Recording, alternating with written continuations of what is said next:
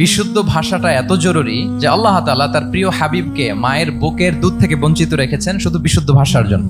একজন মানুষ সর্বপ্রথম কোন জিনিসের প্রেমে পড়ে জানেন? কথার প্রেমে পড়ে। কথার ধরন, কণ্ঠস্বর, তার অ্যাটিটিউড, তার শব্দের জাদু, এটা মানুষের হৃদয়কে জয় করে ফেলে। তো রাসূল সাল্লাল্লাহু আলাইহি ইসলামের এই এলোকোয়েন্স ছিল। তিনি বলতেন আল্লাহ তাআলা আমাকে সর্বমর্ম বাচন ভঙ্গির অধিকারী করেছেন। মানে উনি যেটা বলতেন এটা ছিল very precise in wording but comprehensive in meaning. এটার যে দোতনা, এটার যে appeal to the heart of the people, to the heart of the listener, এটা অসাধারণ। মানুষের হৃদয়কে জয় করে ফেলতো। আল্লাহু আকবার। তিনি এমন ভাবে কথা বলতেন, কথার মাঝখানে মাঝখানে পজ দিতেন, মানে একটু থামতেন যাতে করে শ্রোতারা বুঝতে পারে। এত চমৎকার করে ওনার প্রেজেন্টেশন ছিল, বক্তব্য মালাগুলো ছিল, বলে যারা শুনতেছে ইজিলি মুখস্থ করে ফেলতে পারত। রাসূল সাল্লাল্লাহু আলাইহি ইসলামের সবচাইতে বড় ভাষণটি ছিল বিদায় হজের ভাষণ, খুব সম্ভবত। ওই ভাষণের টেক্সট গুলোকে যদি একসাথে করা হয়, আমার মনে হয় 10 মিনিটের বেশি লাগবে না ওই টেক্সট গুলো পড়তে। তার মানে সবচাইতে বড় যে ভাষণ ওনার, ওটা কত ছিল? 10 থেকে 12 মিনিটের ভাষণ ছিল। আমরা তো ঘন্টার পর ঘন্টা বক্তব্য করি, তারপরেও তো আমরা মানুষের মনকে খুশি করতে পারি না। উনি সেই যে 1400 বছর আগে 10 মিনিটের একটা ছোট্ট ভাষণ দিলেন, গোটা বিশ্ব আজও হাবুডুবু খায় ওই ভাষণের ভেতর, ঠিক কিনা বলেন?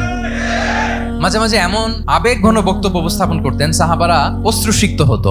আবার যুদ্ধের ময়দানে যখন কমান্ড করতেন, তখন তিনি রেগে যেতেন। উঁচু কণ্ঠে তিনি কথা বলতেন, মনে হচ্ছে একজন সেনাবাহিনীর কমান্ডার তার ব্যাটালিয়নকে কমান্ড করছেন। আল্লাহু আকবার।